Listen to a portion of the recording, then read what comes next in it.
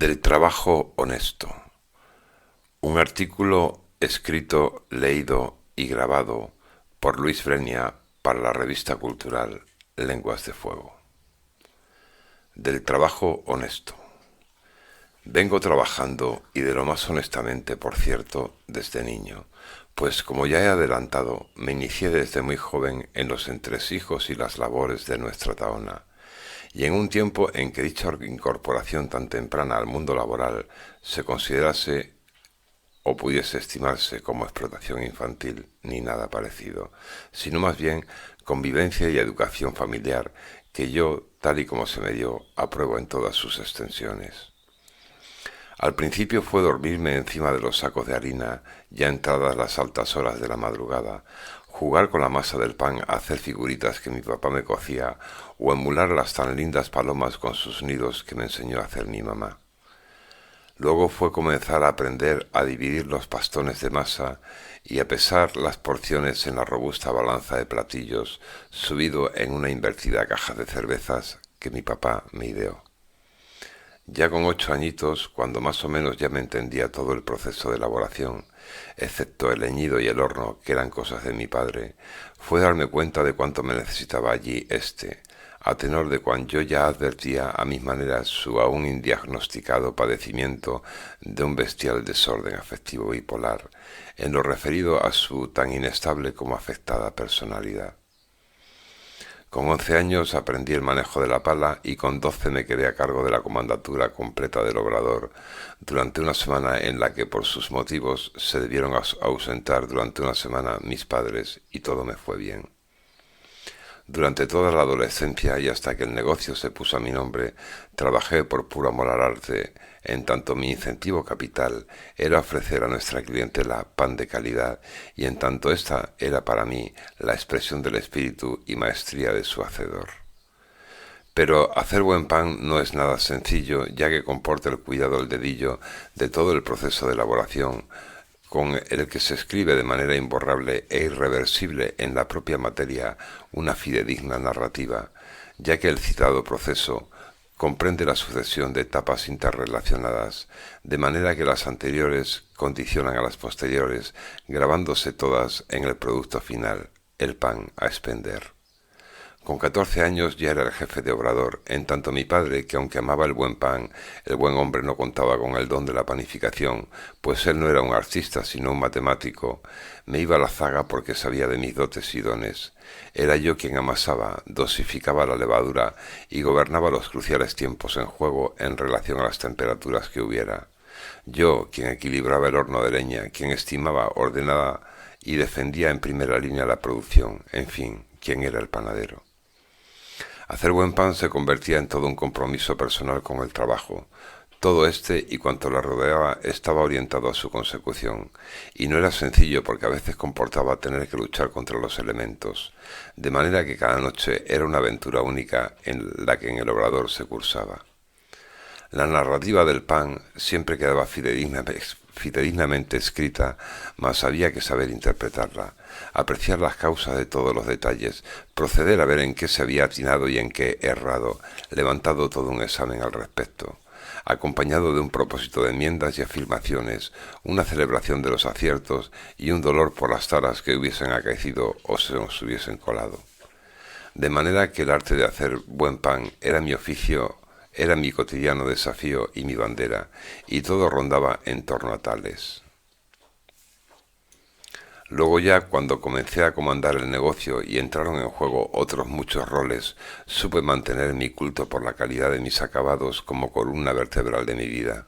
De manera que bien puedo sostener que también durante mi durísima vida laboral puedo jactarme de haber trabajado por puro amor al arte y de tener en mi haber y de lo más mamada dicha escuela. Una escuela de lo más bohemia, por cierto, ya que la panificación consiste fundamentalmente en gobernar caos desde el propio caos y en saberlo hacer, y eso exige de mucha plasticidad, sexto sentido, laboriosidad y presteza.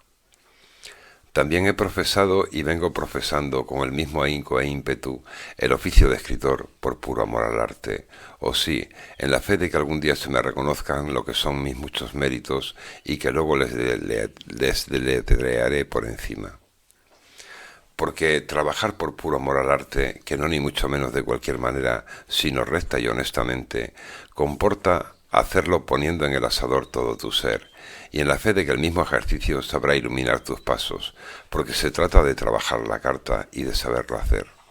Y hasta me atrevo a comparar la sabia elaboración de un buen pan con la escritura de, por ejemplo, una buena novela o el alzado de un ambicioso poema.